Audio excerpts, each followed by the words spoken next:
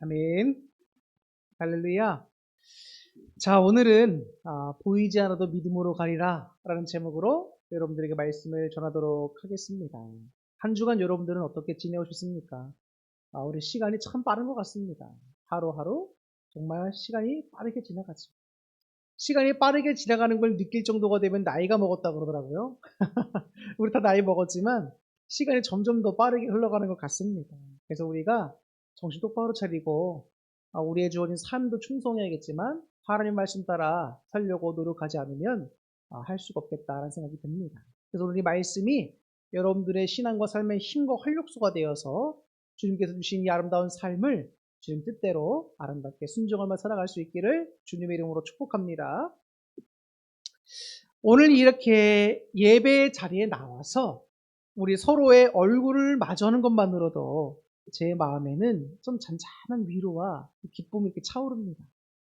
제가 이렇게 여러분들의 얼굴을 이렇게 뵈면 너무 가슴이 좋아요. 기쁩니다. 정말 우리 교회의 우리 성도님들 얼굴을 뵈면 너무 좋습니다. 하나님의 백성을 돕는 건 다 좋죠. 근데 우리 교회 성도님들을 볼 때가 제일 좋습니다. 여러분들은 저를 보실 때 어떤 마음인지 모르겠지만 저는 참 좋고 기쁘고 위로가 넘칩니다. 거친 세상 속에서 믿음을 지키느라 애쓰신 여러분의 지친 어깨를 이 시간 우리 주님께서 따뜻하게 안아주시기를 축복하면서 오늘 말씀 나눠보려고 합니다. 오늘 우리가 함께 읽은 본문은 인생의 억울함 그리고 그 분노 속에서 하나님께서 일하시는 방식을 깨달았던 다윗의 고백이 담겨 있습니다. 그리고 보이지 않는 하나님의 운행하심, 섭리라고 하죠. 그 하나님의 섭리를 다윗이 아비가일이 믿음으로 받아들이고 순종했던 그런 아비가일의 이야기도 담겨 있습니다. 오늘 주신 말씀을 통해서 우리 삶의 커튼 뒤에서 지금도 여전히 일하고 계시는 신실하신 하나님을 발견하고 또 보이지 않아도 믿음으로 걸어가는 거룩한 용기를 얻는 시간 되실 수 있기를 주님의 이름으로 축복합니다. 우리 삶에는 참 이해할 수 없는 일들이 많이 일어나곤 합니다. 선하게 살려고 노력하지만 도리어 억울한 일을 당하기도 하죠. 또 나를 이유 없이 미워하고 무시하는 나발 같은 사람을 만나서 마음이 때로는 무너져 내릴 때도 있습니다. 다윗이 바로 그런 경우였습니다.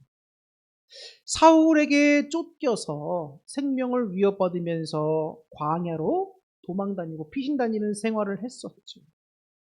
자, 그 중에서도 나발의 가축과 목자들을 우연찮게 만났습니다.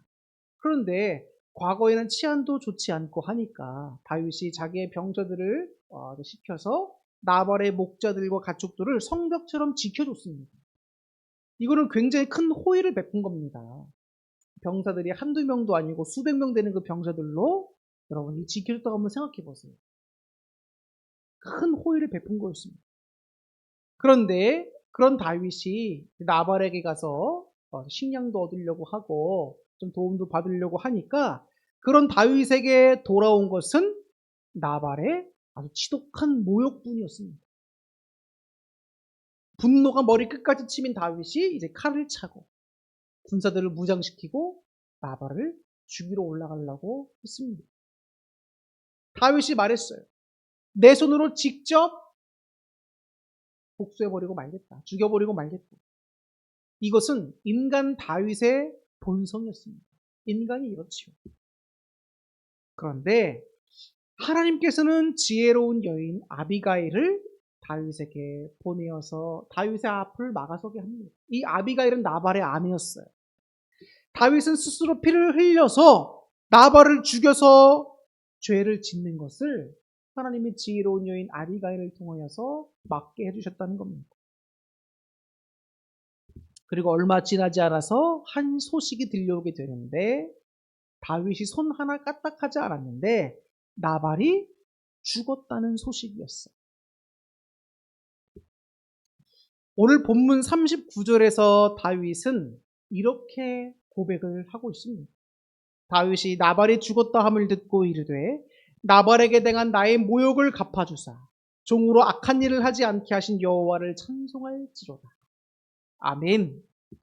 사랑하는 성도 여러분, 이 나발이라고 하는 악인이 죽었을 때 굉장히 미련하고 지혜롭지도 못하고 욕심 많고 사람도 잘 알지도 못하고 분별하지 못하고 이런 아나무인적인 이 나발이 죽었을 때 그냥 일부 사람들은 보면서 아유 뭐 운이 나빴네, 그냥 인생의 명이 저기까지인가 보다, 뭐 갑자기 심장마비로 죽었던, 뭐에서 급사를 당해 죽었던 갑자기 죽은 걸 보고 재수가 없었네, 이렇게 생각할 수 있습니다. 겉으로 보기에는 그저 일상에서 일어날 법한 인간의 급사에 불과한 거예요. 사실 나발의 죽음은. 하지만 다윗은 그 소식을 들었을 때 이것은 우연이 아니라 하나님의 역사이심을 분명하게 깨닫게 됩니다. 그리고 그 하나님께서 역사하셨다는 것을 오늘 성경에는 기록해 놓고 있습니다. 사람이 볼 때는 그냥 일어나는 일이에요. 일생에서 일어나는 일. 그냥 운이 없어서, 그냥 재수가 없어서, 그냥 심장병이나 뭐 어떤 뭐 이런 병으로 급사에 죽었다. 그런데 아니란 말. 배후에는 하나님의 역사.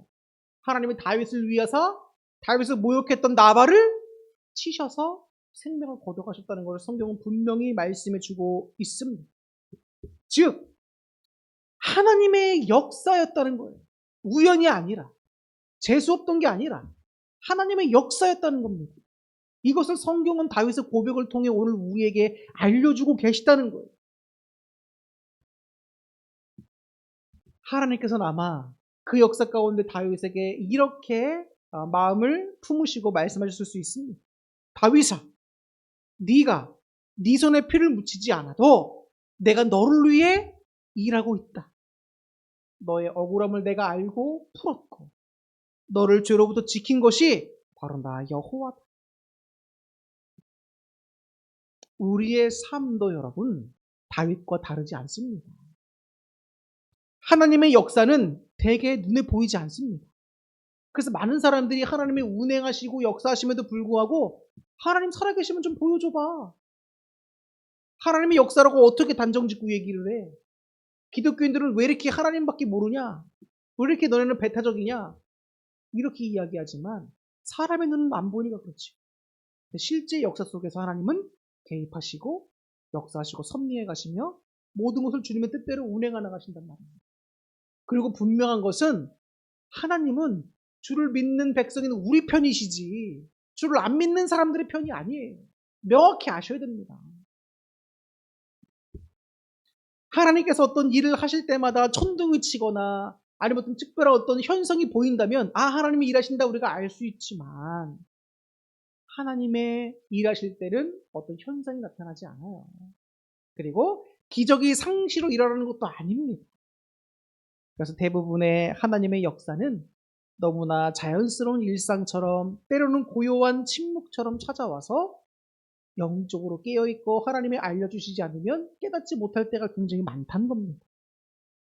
그러나 하나님께서는 일어나는 어떤 상황 또 환경을 통해서 그리고 주님의 오늘 말씀을 통해서 그것이 내가 너를 위해 했던 것, 그것이 내가 이 교회를 위해 했던 것, 그것이 내가 너를 위해 했던 거다라고 분명히 깨닫게 하시며 말씀해주고 계시다는 거예요.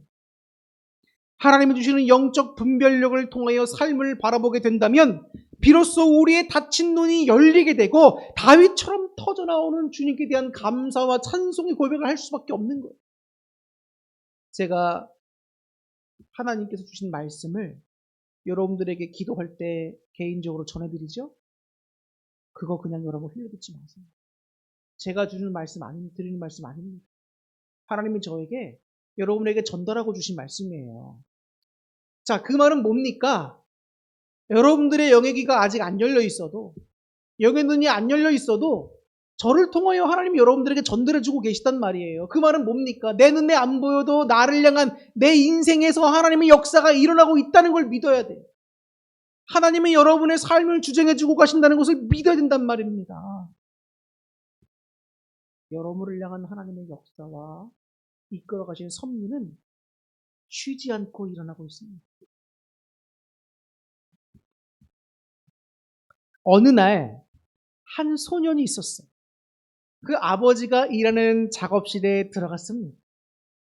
아버지는 커다란 천 위에 바늘과 실로 무언가를 열심히 수놓고 있었어요. 소년은 아버지의 무릎 아래 엎드려서 천의 뒷면을 바라봅니다. 그런데 꼬마의 눈에 비친 천의 뒷면의 모습은 너무나 엉망진창이었어요. 실밥은 사방으로 삐져나와 있지, 색깔은 뒤죽박죽 엉켜있는 것 같지, 도무지 아버지가 뭘 만드는지도 모르겠고 뒷모습만 보고 있으면 엉망진창인 것 같았습니다. 아이가 실망이 가득한 목소리로 아빠에게 물어봅니다.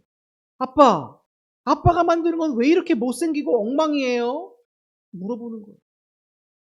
그러자 아버지가 부드럽게 웃으면서 아이를 무릎에서 들어올려 자신이 하고 있는 것을 이렇게 보여줍니다.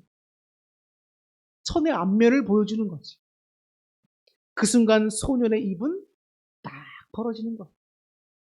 그곳에는 아름다운 황금빛 날개를 편 독수리가 푸른 하늘을 쫙 날아오르는 장엄한 자수가 새겨져 있었습니다. 그 아름다운 곳을 만들어내기 위해 천의 뒷면에서는 다양한 실로 엮여져 있는 예쁘지 않은 모습이 있지요. 그러나 앞면에는 진짜 그 아버지가 만들려고 했던 놀라운 자수의 모습이 그려져 있는 겁니다. 새겨져 있는 거예요. 완벽하고 아름다운 작품이 드러나게 되지만 그 뒷면에는 그 작품을 만들기 위한 때로는 엉망이고 실망될 것 같은 모습들도 있다는 겁니다. 우리 인생이 바로 여러분 이와 같아요. 우리는 지금 주님의 섭리라는 거대한 역사의 뒷면만을 바라보고 있습니다. 힘들다. 이해할 수 없다. 주님 살아계시냐? 보이지 않는다. 내 삶에 꼬인 실타래, 억울하게 엉켜버린 인간관계, 왜 생겼는지 알 수 없는 아픔의 매듭들만 바라보면서 하나님 내 삶은 왜 이렇게 엉망입니까? 라고 우리는 때로 속상해할 때가 있습니다. 그러나 하나님의 보이지 않는 손은 지금도 천의 앞면에서 우리 인생이라는 가장 아름다운 구원의 이야기를 수놓고 계시다는 사실을 아셔야 돼요. 그리고 때때로 다윗에게 그러하셨듯이 우리 삶에 일어나는 사건들을 통해서 완성되어 가는 앞면을 살짝씩 보여주시기도 합니다. 사랑하는 내 자녀야, 실망하지 마라. 내가 지금 너를 위해 공의를 행하고 있단다. 내가 너를 위한 놀라운 역사를 이뤄가고 있단다. 저를 참 감사하게도 주님께서 저희들에게 말씀을 주시고 여러분들에게 말씀을 주실 때 하나님께서 꼭 우리와 함께 하시면서 도와주신다고 말씀하고 계세요. 우리의 삶 속에서 주님께서 역사하시고 도와주고 계시다는 사실을, 이끌어 가신다는 사실을 여러분 기억하셔야 됩니다. 깨달으셔야 돼요. 내 힘으로 다 해왔다? 교만한 겁니다. 기드온과 300용사의 내용을 보세요. 32,000명의 이스라엘 백성들이 군인이 모였습니다. 근데 적군은 그거보다 4배가 더 많아요. 그런데 하나님이 모인 이스라엘 백성 군사 32,000명도 많다. 돌려보내라. 결국 남은 건 300명밖에 안 남았습니다. 300명 갖다 무슨 전쟁을 합니까? 그런데 주님께서 왜 그렇게 하셨지요? 32,000이라는 숫자가 적긴 하였어도 혹시라도 이걸 통해서 이스라엘 백성들이 이기면 하나님이 도와주신 게 아니라 내가 잘해서 이겼다라고 할까봐 하나님이 확실하게 주님 살아계심을 보여주시기 위해서 다 돌려보내고 300명만 남게 해줬단 말입니다. 그것도 칼과 창으로 싸운 것도 아니에요. 항아리, 횃불, 나팔 이걸로 싸워서 이긴 겁니다. 인간이 할 수 없는 불가능한 일을 하나님이 이루게 하시며 하나님의 역사였다라고 백성들에게 깨닫게 해주셨다는 거예요. 이것이 바로 하나님의 운행하시는 섭리의 신비입니다. 나발의 사건을 통해서 하나님께서 나를 위해 일하고 계심을 확인한 다윗은 삶의 태도가 완전히 달라집니다. 여러분 신앙에 있어서 체험이 중요하다는 이유가 여기 있는 겁니다. 다윗의 삶이 광야라고 하는 상황 속에서 어려움을 겪지만 그 속에서 하나님이 지켜주시고 도와주시고 함께 하시고 인도하셨던 것을 늘 겪다 보니까 늘 다윗의 고백이 뭐라고 나와 있나요? 여호와를 찬송할지요. 여호와는 나의 힘이시오 방패시오 능력이 되신다는 고백이 시편에 계속 나오잖아요. 그런 고백이 어떻게 나옵니까? 괴롭고 힘들고 어려운데 하나님 안 보이시는데 내 아들이 반역해서 왕의 자리를 차지하려고 아버지를 죽이려고 왔는데 어떻게 감사할 수가 있냔 말이에요. 다윗의 삶 속에서 역사하셨던 하나님의 운행하심. 다윗은 어느 순간에도 확실하게 믿었단 말이에요. 이러한 신앙이 우리에게 있어야 합니다. 기도할 때 여러분 그런 신앙과 믿음을 달라고 기도하세요. 내 삶에 하나님의 살아계신 역사하심을 경험케 하옵소서, 깨닫게 하옵소서. 그래서 감사하게 하시고 예수 그리스도의 반석에 바로 선 흔들리지 않는 믿음을 주옵소서. 여러분 기도하시기 바랍니다. 그럴 때 진정하게 성숙된 신앙인으로 거듭나는 거예요. 다윗처럼 내가 싫은 원수, 그 원수에게 내가 복수하고 원수 갚는 것 또한 하나님께 맡길 수 있는 것도 성도가 걸어가야 할 거룩의 발걸음의 시작입니다. 내가 싫어하는 사람, 세상 사람들은 싫어하는 사람 다 그냥 똑같이 미워하고 혹은 더 배로 미워할 수도 있습니다. 더 나쁘게 할 수도 있어요. 그런데 우리 주님께서는 원수까지도 사랑하라고 말씀하십니다. 인간의 능력으로는 불가능하지만 주님이 도와주시면 가능하다고 말씀하십니다. 여러분, 우리가 사랑은 훈련과 연습이 되어야 할 수 있어요. 그냥 기도한다고 사랑할 수가 없습니다. 그래서 하나님은 우리 삶 속에 자꾸 힘든 사람, 어려운 사람들을 붙여주시며 사랑할 수 있는 기회를 주신다는 것은 우리를 훈련하시고 다듬어 가시는 기회, 역사다. 깨달으시기 바랍니다. 내 삶의 힘든 순간 괴롭다고만 하지 마시고 그런 순간들이 없으면 절대로 어른으로 성장하지 않아요. 우리 아이들에게 좋은 것만 주고 싶죠. 근데 좋은 것만 주다 보면 아이들이 인격이 삐뚤어지게 성장합니다. 자기중심적이 되고 관계성을 형성할 수가 없고 삶의 쓴맛과 어려운 것도 겪어봐야 세상은 나 중심으로 돌아가는 게 아니구나. 함께 협력할 수가 있는 거구나. 나보다 뛰어난 사람은 넓고 널렸구나. 겸손해야겠구나. 배워가는 거예요. 그리고 오늘 또 한 명의 인물을 살펴볼 사람은 바로 아비가일이라고 하는 여인입니다. 또 한 명의 순종의 사람이었어요. 믿음의 사람이죠. 40절부터 42절을 보면 다윗은 이 미련했던 나발이 죽은 후에 그의 아내 아비게일을 자신의 아내로 맞이하고자 전령들을 보내는 내용이 나옵니다. 41절을 보면 아비가일의 반응을 보세요. 아비가일이 일어나 얼굴을 땅에 대어 절하며 이르되 내 주의 여종은 내 주의 전령들의 발 씻길 종이니이다 라고 합니다. 아비가일은 엄청난 부자의 아내였어요.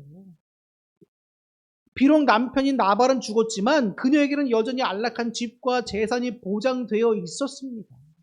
아쉬울 게 없습니다. 근데 반면 다윗은 누굽니까? 여전히 사울 왕에게 쫓겨다니는 도망자요. 내일의 안전을 보장할 수 없는, 보장받을 수 없는 광야의 유랑자였단 말이에요. 인간적인 계산으로 보면 안락함을 집을 뭐하러 굳이 떠나서 광야에서 도망자를 따라서 갑니까? 미련한 거죠. 그런데 우리가 읽은 본문 이전부터 쭉 보면 아비가일은 눈에 보이는 환경을 보지 않았어요.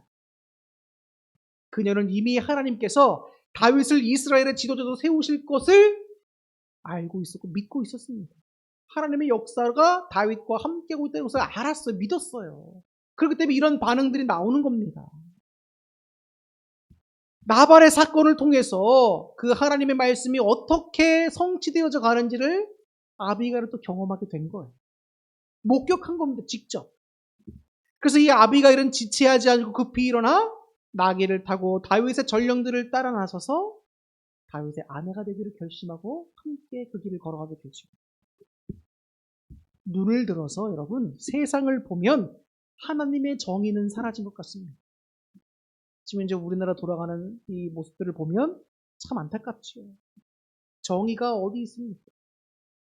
악인들이 판치는 세상 속에서 악한 자들이 더 잘 사는 것 같아서 낙심될 때도 있습니다. 열심히 예배드리고 기도의 자리를 지키는데도 내 삶의 문제는 여전히 제자리인 것처럼 보일 때가 있습니다. 이것은 현실이죠. 그런데 그런 현실 앞에 낙담되는 우리에게 주님은 이렇게 말씀하십니다. 보이지 않느냐? 내가 너를 위해 신실하게 내 뜻을 이뤄가고 있다. 조급해하지 말고 나를 의지하며 내게 주어진 거룩의 길을 묵묵히 믿음으로 가거라. 믿음은 어디 있습니까?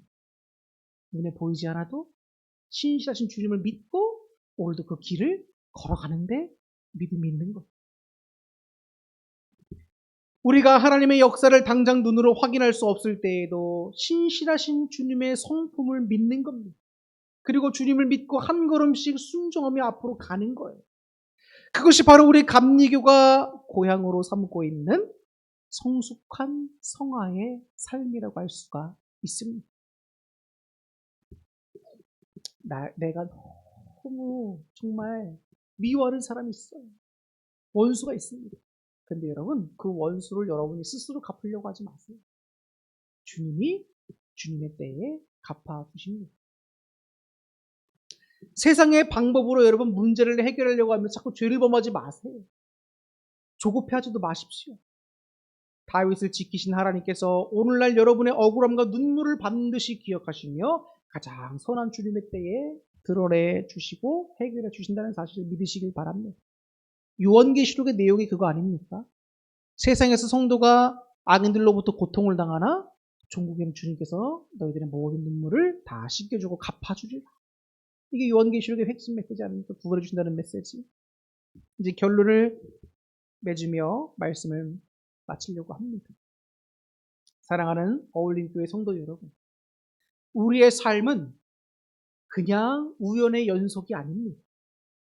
보이지 않는 하나님의 섬세하신 손길이 우리의 매일을 이끌고 가신다는 것을 믿으시기 바랍니다.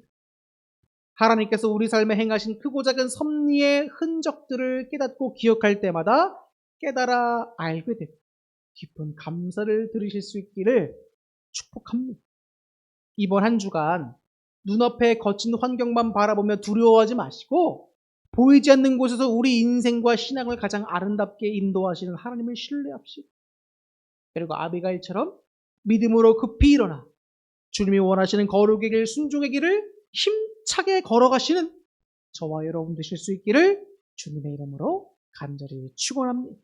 기도하겠습니다.